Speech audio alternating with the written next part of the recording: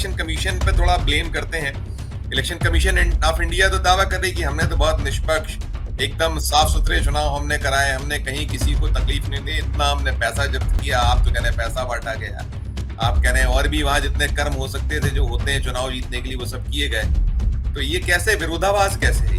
विरोधाभास प्रमाण के द्वारा ही दूर किया जा सकता है। निर्वाचन आयोग जो बोल रहा है उसकी प्रामाणिकता सिर्फ एक है, निर्वाचन कार्यालय के भीतर निर्वाचन अधिकारी के सामने ये किसी को जाने नहीं दे रहे थे। एक दिन मुझे सारा दिन धूप में नजर कैद रखा और दूसरे दिन उन्होंने बाहर के 30-32 जो कैमरे लगे थे वो हटा दिए।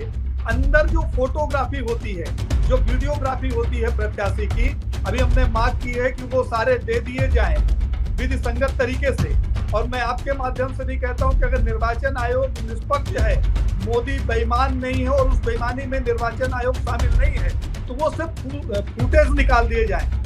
जो वहां वीडियोग्राफी और फोटोग्राफी हुई है उसमें स्पष्ट मिल जाएगा कि वहां बैठे हुए भीतर गुंडे जो बैठे थे वो हमारे प्रत्याशी को कह रहे थे तुम पर्चा वापस कर लो, अन्यथा तुम्हारे खिलाफ FIR दर्ज कर दिया जाएगा। कि कठिनाई में है मोदी, तो लोगों को बड़ा विस्मय होता था। लोग ये समझते थे कि हम कोई अतिरंजना कर रहे हैं, कहीं कोई हम जो है कहीं पूर्वाग्रह से ग्रसित हैं। जो चुनाव में हम जमीनी हालात देख रहे थे, हकीकत देख रहे थे, जो संघर्ष देख रहे थे, आप और आप जैसे कई लोग थे जो वहां बहुत जमकर एक प्रयासरत थे। हम कह सकते हैं कि जैसे राहुल गांधी कहते थे कि हमारे शेर हैं ये कार्यकर्ता। जिस तरीके से अजय राय ने चुनाव लड़ा और अजय राय ने जिस तरीके से वे भी बार बार कहते थे, आप भी बार बार कहते थे कि बहुत मुश्किलें पैदा होने वाली हैं।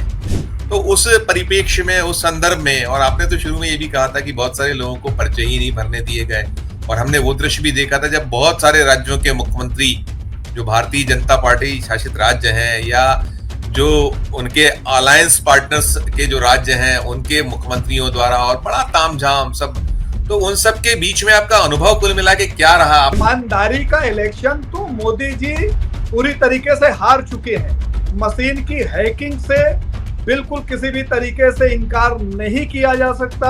वहां पर पैसे की बारिश हो रही थी, दबिश हो रही थी। जातिगत मुख्यमंत्री से लेकर मंत्री एक एक व्यक्ति को भ्रमित कर रहा था, लेकिन वहां की जनता जिसने दंश झेला है, बनारस धर्म की, मोक्ष की और ज्ञान की नगरी है, मंदिरों का शहर है। वहां मोदी जी ने बाबर की भांति 160 वो मंदिर तोड़े हैं जो हमारी पुरातन पहचान थी, धरोहर थी। नमस्कार, मैं हूं संजीव श्रीवास्तव। आप देख रहे हैं 4 PM न्यूज नेटवर्क। चुनाव नतीजे आ चुके हैं और अब सरकार बनाने की जुगतबाजी चल रही है। 370 अपनी दम पर या उसके पार और एनडीए 400 पार। प्रधानमंत्री नरेंद्र मोदी का यह दावा, अब इस्तीफा दे चुके हैं तो हम कह सकते हैं कि निवर्तमान प्रधानमंत्री नरेंद्र मोदी का यह दावा सही नहीं हो पाया है। देश भर में जिस तरीके का रुख वोटरों का रहा है उसने बतला या जतला दिया है कि अब बहुत, अब बस। हालांकि एनडीए को बहुमत मिला है और इंडिया बहुमत से दूर रही है। अब सरकार बनाने की जुगतबाजी के बीच नरेंद्र मोदी पुनः प्रधानमंत्री बनने के लिए लालायित हैं। हालांकि जो दृश्य रहा है, उनके चेहरे पे चुनाव लड़ा गया, चेहरा किस तरीके से धूमिल था वो दिख रहा था पूरे चुनाव में। क्या भाषा थी, क्या शैली थी, वो दिख रहा था चुनाव में। नतीजे जो आए हैं उसने साफ कर दिया है कि अब मोदी मैजिक खत्म हो गया। और सबसे खास बात यह रही है कि उनके अपने लोकसभा क्षेत्र गंगा पुत्र, उन्होंने कहा था कि गंगा मां ने बुलाया है, उस क्षेत्र वाराणसी में, वहां क्या हाल हुए हैं मोदी की, क्या फजीयत हुई है, यह भी देश देख रहा है। हम जब वहां से जुड़े समाचार लगातार दे रहे थे, दिखला रहे थे, बतला रहे थे, तो देश को कहीं विस्मय हो रहा था। देश ये सोच रहा था या समझ रहा था कि ये रिपोर्ट्स जो हैं कहीं ना कहीं सही नहीं है और कुछ पूर्वाग्रह से ग्रसित हैं। लेकिन नतीजे जो आए हैं उसने बहुत स्पष्ट कर दिया है कि हम बहुत बहुत करीब थे। जो हम वहां देख रहे थे, हम रिपोर्ट्स दिखला रहे थे, गोदी मीडिया तो अलग रिपोर्ट्स दे रहा था। वो तो कह रहा था कि जो पिछले बार का जीत का आंकड़ा है मोदी जी का 5.25 लाख, वो कुछ दुगना भी हो सकता है। यानी एक बहुत बड़ी जीत वे दर्ज करेंगे और कुछ जो गोदी मीडिया, मोदी भक्त, अंधभक्त, वो तो 10 लाख और 11 लाख तक का दावा कर रहे हैं, लेकिन नतीजा जो आया है उसने सबके मुंह बंद कर दिए हैं। गोदी मीडिया भी खामोश है, मोदी मीडिया भी खामोश है, अंधभक्त भक्त वो भी भौचक है, नहीं समझ पा रहे हैं कि आखिर हुआ क्या है। यही हमारे देश की तासीर है, यही लोकतंत्र है। जो वोटर है उसकी आवाज बहुत जबरदस्त होती है और उसकी चोट से कोई उबर नहीं पाता है। हम चलेंगे, काशी ही चलेंगे। काशी में जो बहुत किला लड़ाया अखिल भारतीय हिंदू महासभा के राष्ट्रीय महासचिव देवेंद्र जी, आपका बहुत बहुत स्वागत है हमारे साथ इस खास चर्चा में, इस खास कार्यक्रम में। हम सबसे पहला सवाल यही करेंगे आपसे कि आपने बहुत प्रयास किए, लेकिन वो कहीं थोड़ी सी कसर रह गई, थोड़ी सी चूक हो गई शायद, वो परवान नहीं चढ़ पाया। आप चाहते थे कि वाराणसी में आप प्रधानमंत्री नरेंद्र मोदी जी को शिकस्त दे दिलाएं। वहां जिस तरह की रणनीति व्यू रचना रची गई थी, तो हम ये पा रहे हैं कि थोड़ी सी कसर रही। तो पहली प्रतिक्रिया आपकी क्या है? वाराणसी में अगर निष्पक्ष चुनाव होते तो मैंने पहले भी कहा था कि मोदी जी की जमानत जब्त हो जाती और मोदी जी उसी ट्रेन में बैठकर वापस होते और उसी स्टेशन पे उतरते जहां से उन्होंने चाय बेचकर अपना राजनीतिक जीवन शुरू किया था। वाराणसी में चुनाव हुआ ही नहीं, चुनाव को लूटा गया, प्रजातंत्र को लूटा गया। पूरी मशीनरी, पूरी पुलिस, पूरा निर्वाचन का जो अमला था उसने वहां के प्रत्याशियों सहित वोटरों को भी डराने धमकाने का काम किया। प्रत्याशियों को तो बनारस के भीतर रुकने ही नहीं दिया गया। तो एक तरीके से देखा जाए तो वहां चुनाव नहीं हुआ, फिर भी बनारस की जनता ने मोदी जी को कायदे से देखा जाए तो नकार दिया है। गंगा पुत्र को नकार दिया है, जो अपने आप को गंगा पुत्र कहते थे, उनको वाराणसी की जनता ने नकार दिया है। इनका तो वोट बढ़ना चाहिए ना, इनकी लोकप्रियता तो बढ़ना चाहिए। अब तो ये ग्लोबल लीडर हो गए हैं। उनके चमचे तो ये कहते हैं कि पूरे विश्व का अगर एक साथ चुनाव हो तो विश्व के ये प्रधानमंत्री बन सकते हैं। तो वाराणसी की जनता ने इनको नकार दिया है पूरी तरीके से। हाँ, ये बात अलग है कि इनकी मशीनरी काम कर गई। इनका जो डर था, डराने का सिस्टम था, लोगों को लूटने का सिस्टम था, प्रजातंत्र को, वो काम कर गया, इसलिए हम असफल हुए। लेकिन हमारा अभियान जो जागरूकता का था, बनारस की जनता ने भारी स्नेह दिया और इन्हें पूरी तरीके से नकारते हुए इन्हें बता दिया कि तुम सिर्फ एक चीटर हो, एक बेईमान हो, एक जुमलेबाज हो, एक षड्यंत्रकारी हो, इसके अधिक कुछ भी नहीं।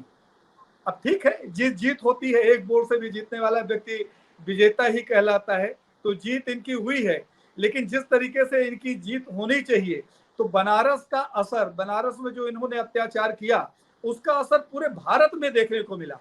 खासकर वाराणसी उत्तर प्रदेश के एक जिले में से है, एक लोकसभा है, तो उत्तर प्रदेश के परिणाम चीख चीख कर कह रहे हैं कि बनारस में जो इन्होंने सरहंगई की उसका असर पूरे उत्तर प्रदेश में देखने को मिला है। और पूरे उत्तर प्रदेश की जनता ने पूरी ताकत से इन्हें नकार दिया है और इन्हें वापस भेजने में जरूर मैं असफल रहा, थोड़ी सी कमी रह गई। उसका कारण ये है कि हम लोग वाराणसी में टिक कर रह नहीं पाए। हमारे कैंडिडेट को बनारस से बाहर इन्होंने कर दिया गया, उसके ऊपर एफआईआर दर्ज कर दी। आपको जानकर आश्चर्य होगा कि जिस कमरे में मैं रुकता था उसके बाहर से दरवाजे बंद कर दिए जाते थे। तो इन परिस्थितियों में हम लोगों ने बनारस में अपना समय बिताया है। तो बनारस की जनता ने तो इन्हें बिल्कुल पूरी तरीके से अस्वीकार कर दिया, मैं ये मानता हूं। नहीं, बिल्कुल आप ठीक कह रहे हैं। हम लोग चर्चाएं करते थे, आपने 4 पीएम से चर्चाएं की, और हम जब कहते थे कि कठिनाई में है मोदी, तो लोगों को बड़ा विस्मय होता था। लोग ये समझते थे कि हम कोई अतिरंजना कर रहे हैं, कहीं कोई हम जो है कहीं पूर्वाग्रह से ग्रसित हैं। जो चुनाव में हम जमीनी हालात देख रहे थे, हकीकत देख रहे थे, जो संघर्ष देख रहे थे, आप और आप जैसे कई लोग थे जो वहां बहुत जमकर एक प्रयासरत थे। हम कह सकते हैं कि जैसे राहुल गांधी कहते थे कि हमारे शेर हैं ये कार्यकर्ता। जिस तरीके से अजय राय ने चुनाव लड़ा, और अजय राय ने जिस तरीके से, वे भी बार बार कहते थे, आप भी बार बार कहते थे कि बहुत मुश्किलें पैदा होने वाली हैं।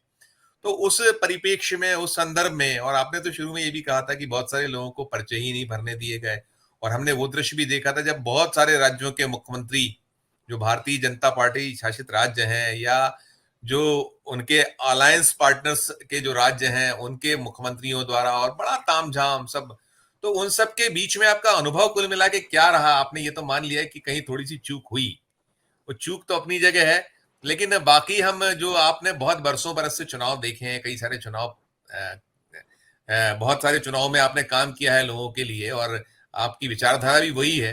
तो क्या वहां किन चीजों पर ये जो इतना कम हो जाना वोट का, कि पिछली बार 4.25 लाख के करीब वोट, और अब इस बार जो है सिर्फ 1,52,000 समथिंग वोट से जो 513 वोटों से जीत पाए, और वहां के जो चेहरा दिखा पा रहे हैं जो भारतीय जनता पार्टी के, जो उनके सिपा सलार, उनकी बूथ टीम, उनकी पन्ना प्रमुख, उनके मतदान दल, क्या कहेंगे आप? बेशर्मों को कोई फर्क नहीं पड़ता आदरणीय। और इन्होंने अभी तो पूरे भारत में इनका सुपड़ा साफ हो जाता। इन्होंने जो बेईमानी की प्लानिंग की थी, तो चूंकि ईवीएम की हैकिंग को लेकर सुप्रीम कोर्ट में केस विचाराधीन है, तो इन्होंने जो हैकिंग करने का प्लान किया था, इन्होंने 2000 पोलिंग लगभग होती है एक लोकसभा में, तो 2000 पोलिंग को अगर अपन देखें तो एक पोलिंग में इन्होंने 50 से 100 वोटों की बेईमानी का लक्ष्य रखा था, अर्थात 1 से 2 लाख वोटों की ये बेईमानी कर रहे थे। तो इस बेईमानी के बाद भी जो 2 लाख वोटों से ज्यादा से हार रहे थे, तो इतनी बेईमानी की वोट पाकर वो जीत गए। अगर कायदे से देखा जाए, हम ये मानते हैं कि वाराणसी की जो ईवीएम थी उसमें 2 लाख फर्जी वोट थे, तो उस हिसाब से तो मोदी जी चुनाव हारे हुए हैं। ईमानदारी का इलेक्शन तो मोदी जी पूरी तरीके से हार चुके हैं। मशीन की हैकिंग से बिल्कुल किसी भी तरीके से इनकार नहीं किया जा सकता। वहां पर पैसे की बारिश हो रही थी, दबिश हो रही थी। जातिगत मुख्यमंत्री से लेकर मंत्री एक एक व्यक्ति को भ्रमित कर रहा था, लेकिन वहां की जनता जिसने दंश झेला है, बनारस धर्म की, मोक्ष की और ज्ञान की नगरी है, मंदिरों का शहर है। वहां मोदी जी ने बाबर की भांति 160 वो मंदिर तोड़े हैं जो हमारी पुरातन पहचान थी, धरोहर थी। जो कॉरिडोर इन्होंने बनाया है, वो कॉरिडोर एक व्यवसायिक केंद्र है। वहां जाइए, आपको चड्डी बनियान से लेकर और हीरे जवाहरात तक खरीदने लोग आते हैं। तो वहां दर्शनार्थी कम, व्यापार करने वाले और मार्केटिंग करने वाले लोग आते हैं। पहले उन सकरी गलियों में हमारे अंदर श्रद्धा का भाव पैदा होता था, अब वहां श्रद्धा का भाव पैदा नहीं होता। वहां लोग जाते हैं, कॉफी एंजॉय करते हैं, लंच और डिनर करते हैं, और भगवान के पास में मुंह पोछते हुए गए, चलो यहाँ तक आए हैं तो दर्शन भी कर लें। मोदी जी ने वहां नमो घाट बना दिया। बनारस में नमो घाट कहां से आ गया भाई? इतना प्राचीन शहर है, आपने वहां अगर एक पत्थर लगा के किसी घाट की मरम्मत करवा दी तो वो आपका घाट हो गया। वहां इन्होंने नाविकों के पेट पे लात मारा, जो सनातनी गंगा के तट पर रहने वाले लोग हैं, जो नाविक हैं, जिन्होंने नाव चलाकर अपना जीविका उपार्जन किया। उस नाव में बैठकर सैलानी गंगा की सैर करते थे। वहां अपने बड़े बड़े गुजरातियों के क्रूज उतार दिए, उनके पेट में लात मारा। वहां आपने धर्म की नगरी में धर्म का विध्वंस किया। तो ये कोई देवेंद्र पांडे की नाराजगी नहीं थी, बनारस की जनता इन्हें वहां से खदेड़ना चाहती थी, और उसने खदेड़ ही दिया। ये तो ईवीएम की इनको सिद्धि है। तो ईवीएम को इन्होंने हाथ जोड़कर प्रार्थना की कि बरसों, तो 2 लाख एक्स्ट्रा वोटे इसको तो ऐसा देखा जा रहा है, देवेंद्र सर ऐसा देखा जा रहा है कि चूंकि आप लक्ष्य रख रहे थे, लक्ष्य में कामयाब नहीं हुए, तो आप जैसे होता ना कि खिसियानी बिल्लई खंबा नोचे, यहाँ तो शंकराचार्य जी ने भी, जो आपके वो हैं आराध्य हैं, उन्होंने भी अपील की थी, लेकिन शायद चल नहीं पाई वो अपील। नहीं, ऐसा नहीं है। देखिए, वाराणसी में ना तो देवेंद्र पांडे लड़ रहे थे, ना कोई दूसरी पार्टी लड़ रही थी। वाराणसी में वाराणसी के मूल निवासी, वहां की जनता लड़ रही थी, और लड़ उस व्यक्ति से रही थी जिससे नाराज थी। आपको जानकर आश्चर्य होगा, वाराणसी को मुझे बड़ा नजदीक से समझने का अवसर मिला। वहां एक 80 नदी है, 80 नदी जो बड़ी पवित्र मानी जाती है। 80 नदी की स्थिति ये है कि शहर के पूरे मूत्र को और मल को लेकर वो गंगा के जल में जाकर मिलती है। 80 घाट जहां बना हुआ वहीं पे मोदी जी इतने भक्त हैं, तो उन्हें जाकर उस घाट पे, उस संगम पे स्नान करना चाहिए। बनारस में हजारों लोग आरती देखने के लिए जाते हैं, पूरे भारत से क्या, पूरे विश्व से लोग आते हैं, लेकिन आरती में शामिल होने वाला एक भी व्यक्ति आज गंगा स्नान नहीं करता, क्योंकि उसे मल तैरता हुआ गंगा जी में दिखाई देता है। तो 40,000 करोड़ रुपए का बजट लेकर जो गंगा पुत्र वहां गए थे, वो वहां मल मूत्र को नहीं रोक पाए। बरुणी नदी आज विलुप्तता के कगार पर है, नाले में तब्दील हो गई है। तो वहां के लोगों ने ये चुनाव लड़ा। ये देवेंद्र पांडे की कोई नाराजगी नहीं है। देवेंद्र पांडे भी तो उन्हीं के पास हाथ जोड़ने गए थे अभी जो अभी वहां के वोटर हैं। मुक्तेश्वरानंद जी, तो अभी उन्होंने नकारा है मुक्तेश्वरानंद आदरणीय। जी महाराज जो है वो भी उसमें प्रयासरत थे कि ये जो है संदेश लोगों तक जाए, और तमाम कोशिश, और उसके साथ साथ आप इलेक्शन कमीशन पे थोड़ा ब्लेम करते हैं। इलेक्शन कमीशन ऑफ इंडिया तो दावा कर रही कि हमने तो बहुत निष्पक्ष, एकदम साफ सुथरे चुनाव हमने कराए, हमने कहीं किसी को तकलीफ नहीं दी, इतना हमने पैसा जब्त किया। आप तो कह रहे हैं पैसा बांटा गया, आप कह रहे हैं और भी वहां जितने कर्म हो सकते थे जो होते हैं चुनाव जीतने के लिए वो सब किए गए। तो ये कैसे विरोधाभास कैसे है ये सब? विरोधाभास प्रमाण के द्वारा ही दूर किया जा सकता है। निर्वाचन आयोग जो बोल रहा है उसकी प्रामाणिकता सिर्फ एक है। निर्वाचन कार्यालय के भीतर निर्वाचन अधिकारी के सामने ये किसी को जाने नहीं दे रहे थे। एक दिन मुझे सारा दिन धूप में नजर कैद रखा और दूसरे दिन उन्होंने बाहर के 30-32 जो कैमरे लगे थे वो हटा दिए। अंदर जो फोटोग्राफी होती है, जो वीडियोग्राफी होती है प्रत्याशी की, अभी हमने मांग की है कि वो सारे दे दिए जाएं विधि संगत तरीके से। और मैं आपके माध्यम से भी कहता हूं कि अगर निर्वाचन आयोग निष्पक्ष है, मोदी बेईमान नहीं है और उस बेईमानी में निर्वाचन आयोग शामिल नहीं है, तो वो सिर्फ फुटेज निकाल दिए जाएं। जो वहां वीडियोग्राफी और फोटोग्राफी हुई है उसमें स्पष्ट मिल जाएगा कि वहां बैठे हुए भीतर गुंडे जो बैठे थे वो हमारे प्रत्याशी को कह रहे थे तुम पर्चा वापस कर लो, अन्यथा तुम्हारे खिलाफ एफआईआर दर्ज कर दिया जाएगा। और यही किया गया। वहां बैठे हुए व्यक्ति कह रहे थे कि आपकी हम अभी मोदी से बात करा देते हैं, आप बोलिए आपको क्या चाहिए। अर्थात मोदी हॉटलाइन में बनारस के डीएम के साथ और उनके चेंबर में बैठे हुए अपने प्यादों से जुड़े हुए थे। तो इन सब की वीडियोग्राफी, वो कंटिन्यूटी में अगर वीडियोग्राफी मिल जाए तो निर्वाचन आयोग क्या कहता है, ये देवेंद्र पांडे क्या कहते हैं, ये बात ही नहीं है। प्रमाण क्या कहता है ये देखना चाहिए। तो मैं तो प्रामाणिकता की बात करता हूं। मैंने अभी इसकी मांग की है और मैंने उसमें लिखा भी है पत्र में कि इन्हें ना तो डिलीट किया जाए और इन्हें संरक्षित करके रखा जाए, इसकी मुझे आवश्यकता है। आवाज, हाँ बिल्कुल बिल्कुल, आपने कहा कि आवश्यकता है।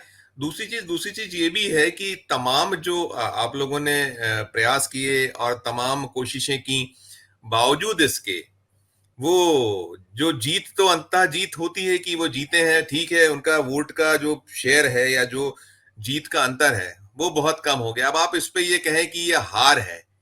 एक तरफ आपने कहा कि जीत तो एक वोट से भी होती है, और 1,51,000 समथिंग से हो गई।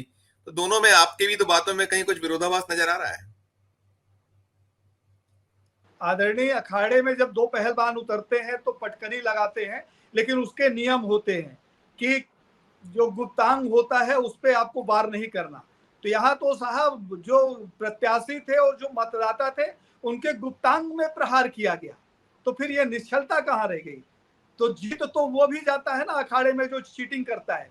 तो चीटिंग की जीत को तो मैं करता हूं कि चीटिंग के आधार पर जीत गए, लेकिन निष्पक्षता की जब भी कभी बात होगी तो हर बार देवेंद्र पांडे कहेंगे और बनारस का बच्चा बच्चा कहेगा कि निष्पक्षता से ये नहीं जीते और चीटिंग से जीत गए।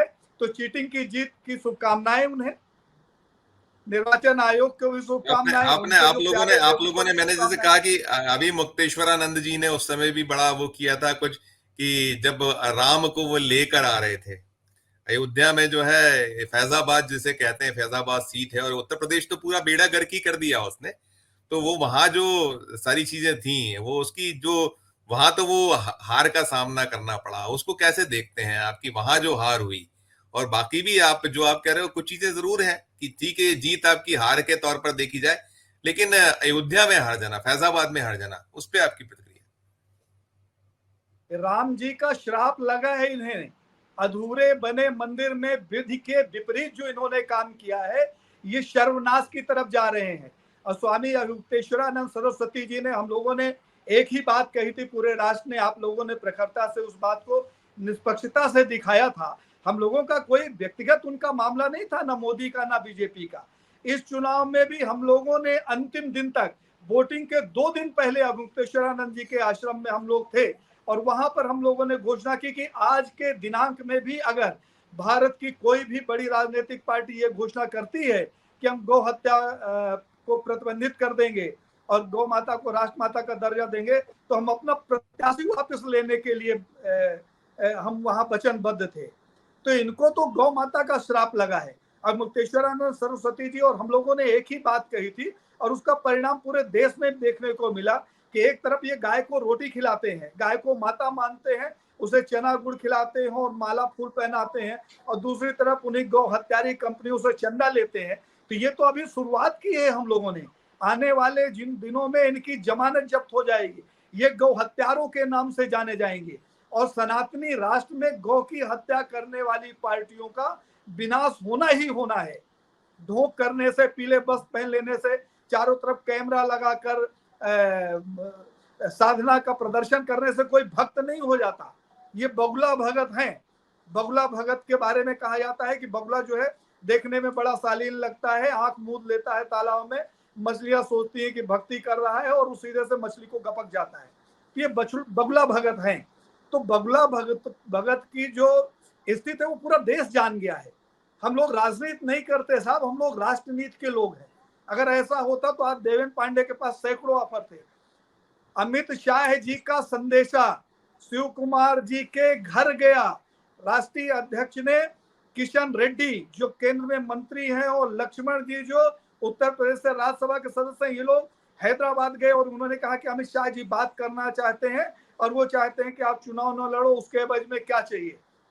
तो साहब अगर देवेंद्र पांडे को बिकना होता या उनके कैंडिडेट को बिकना होता तो आज तो मुंह मांगी कीमत देते ये, क्योंकि इन्हें तो निर्विरोध जीतना था। पूरे वाराणसी में किसी भी प्रत्याशी की गाड़ियां नहीं चलने दी इन्होंने, और हमने चुनाव की जो तारीख थी 7 तारीख, उससे पहले परमिशन ले ली थी राज्य निर्वाचन आयोग से, तो सिर्फ प्रचार हम कर पा रहे थे। तो हम तो इनके लिए किरकिरी थे ही। कितना नुकसान पहुंचा पाया आपने, कितना नुकसान पहुंचा है?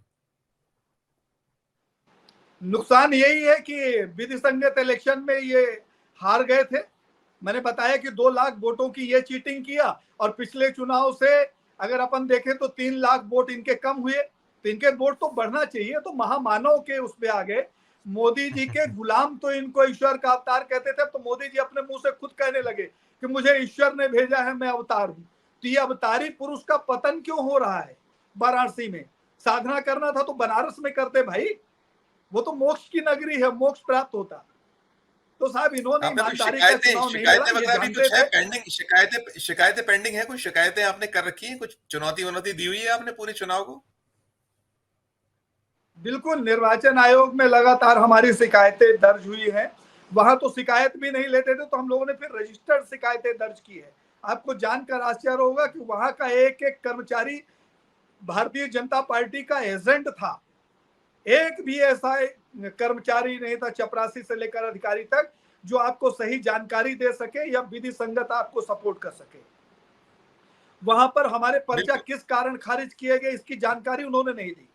तो हम लोगों ने सब पत्राचार करके रजिस्टर्ड डाक से इनको भेजा है। अब हम इनके चुनाव को चैलेंज करेंगे। अभी हम मांगेंगे कि मोदी ने अपने चुनाव में कितना खर्च किया है। मेरे पास उनके एक एक खर्चे के प्रमाण मौजूद है। हम लोगों ने वर्किंग किया है। चुनाव को चैलेंज करेंगे। न्यायालय के ऊपर भरोसा है, लेकिन बनारस के न्यायालय ने भी आदरणीय निराश किया है। हमने सुना था कि ये जो मुख्तार अहमद था, उसकी फाइलों को वहां के जज नहीं सुनते थे, इतना डरते थे। और हमने बनारस के जजों को देखा है कि साहब उस केस में उन्होंने जमानत नहीं दी जिस केस को दर्ज करने का थाने को अधिकार नहीं, पुलिस को अधिकार नहीं। तो वहां तो मैंने भय का ये वातावरण देखा है। जी बिल्कुल बिल्कुल, भय का वातावरण दिखा है। अब इधर तो ये शपथ की तैयारी है। आप कह रहे हो, आप एक तरफ उनको कह रहे हो कि सब विधि विपरीत था और न्याय संगत नहीं था और राम ने सजा दी, लेकिन वो तो अब शपथ की तैयारियों में है। तीसरी बार शपथ लेने वाले हैं वो। 8 तारीख को पुनः शपथ की तैयारियां में कर चुके हैं महामानव। क्या कहेंगे आप? कैसे आप, वो यदि उनके कर्म ऐसे होते तो शायद हमारे पड़ोसी राष्ट्र में सद्दाम हुसैन हुआ करते थे साहब, चुनाव थोड़ी लड़ते थे वो। तो अगर इस तरीके से सत्ता को प्राप्त करना अगर प्रजातंत्र कहलाता है तो निश्चित तौर पर मोदी जी विश्व के सबसे बड़े प्रजातांत्रिक व्यक्ति हैं। लेकिन निश्चलता की जब भी बात होगी तो उनके साथ षड्यंत्र और बेईमानी के शब्द जुड़े रहेंगे। निष्पक्षता तब होती जब मोदी जी के क्षेत्र में, मैं तो चैलेंज करता हूं कि अगर ईमानदारी से चुनाव होता तो 1500 लोग पूरे भारत से आए हुए थे जो मोदी के खिलाफ चुनाव लड़ना चाहते थे। वो 1500 लोग जो आए थे वो कोई चोर, डकैत, उचक्के, लफंगे नहीं थे, कोई गमन करता और अपराधी नहीं थे। वो उसको मैं मानता हूं कि वो सब राष्ट्रभक्त थे और मोदी की नीतियों से जो राष्ट्र विरोधी इनके कर्म और कर्तव्य थे उनके खिलाफ ये चुनाव लड़ना चाहते थे। तो इन्होंने पर्चे की बात तो दूर है साहब, चालान के फार्म नहीं दिए 5 दिन में लोगों को, उसके लिए लोग खड़े रहे, लाठियां चार्ज की इन्होंने। देवेंद्र पांडे को बीच सड़क में उसका जो तारों का ये होता है बना के एक बैरिकेड्स करके और उसमें पूरा दिन धूप में उनको बंदी बना के रखा। ये क्या है? ये निष्पक्षता की निशानी है। इससे तो एक बात स्पष्ट होती है कि ये भारत के सबसे डरे हुए व्यक्ति थे जिन्हें यह अंदेशा था कि हम 2 लाख की मशीन से बेईमानी तो कर लेंगे लेकिन 2,01,000 वोट हमें कहां से मिलेगा। तो इस भय को इन्होंने परिणित किया। नहीं तो इतने लोग आज चुनाव लड़ते, चुनाव लड़ने से रोकने का अधिकार किसको? भाई प्रजातांत्रिक राष्ट्र है। इस बात के प्रमाण है वहां के सीसीटीवी। मैं तो बार बार कहता हूं आप लोग भी प्रयास करें, आप मीडिया से हैं, ताकतवर हैं और आप लोगों ने हमेशा निष्पक्षता से बात को उठाया है। मैं चाहता हूं कि आप लोग भी एक आरटीआई के तहत वहां के सीसीटीवी फुटेज मांगिए, फर्स्ट डे से लेकर और अंतिम दिन तक का। कहीं के नहीं साहब, हमको पोलिंग की बात छोड़ दें, निर्वाचन कार्यालय के बाहर से लेकर और भीतर तक के जितने सीसीटीवी फुटेज थे और जितने कैमरामैनों को हायर किया गया था उससे वो वीडियोग्राफी और फोटोग्राफी मांग ली जाए, सब कुछ दूध का दूध और पानी का पानी हो जाएगा। बिल्कुल। मैं अंतिम प्रश्न करूंगा कि स्पष्ट है कि ये बेईमान है। बिल्कुल बिल्कुल। अंतिम प्रश्न आपसे करूंगा कि वहां की जो जनता ने प्रयास किए, जनता के दर्द थे, जनता के दुख थे, लेकिन वो पूरा नहीं हो पाया, तो मलाल तो उनमें भी होगा। क्या प्रतिक्रियाएं देखने को मिल रही है लोगों में आपको? जनता के मन में मातम का माहौल है। वहां कहीं भी कोई अगर पार्षद जीतता है तो उसके मोहल्ले में पटाखे फूटते हैं, मिठाइयां बंटती है। बनारस के तो बच्चे बच्चे को रैली निकालना चाहिए था, जय श्री राम का जय घोष करना चाहिए था। अयोध्या में जहां उनको नकार दिया गया वहां कोई उत्साह का वातावरण होना चाहिए था। राम को लेके आए हैं ना, उंगली पकड़ा के दिखाया था फोटो में। तो साहब इन दोनों जगह अगर मातम है तो ये मातम कौन मना रहा? वहां की जनता के बीच में अगर उत्साह होता तो मातम का वातावरण थोड़ी होता। इन्होंने अभी अमित शाह जी ने वहां के संतों के बीच में जाकर संतों को कहा कि आप लोग ज्यादा से ज्यादा वोटिंग करिए। मतलब इस देश का संत सिर्फ वोटर रह गया, उसको वोट के समय में आप याद करते हो। हमारे भारत के 6 आचार्य होते हैं, निम्बारकाचार्य हो गया, माधवाचार्य हो गया, बल्लभाचार्य हो गया, रामानुजाचार्य हो गया और रामानंदाचार्य हो गया और शंकराचार्य हो गया। इन 6 आचार्यों का आपने अपमान किया और बनारस में संतों की नगरी में आप संतों की सभा करके उनसे वोट मांगते हो, तो सिर्फ डराने का और खरीदने का एक प्रयास था। कहीं भी उत्साह का वातावरण नहीं है। आपके चैनल के लोग भी हैं वहां, उन्होंने रिपोर्टिंग की होगी, किसी भी चेहरे में प्रसन्नता नहीं है। ऐसा लग रहा है जैसे कंस आ गया हो और इनसे अब जजिया कर वसूल करेगा, वो कोड़ा चलाएगा। इस तरीके का वातावरण है, मातम का माहौल है बनारस में।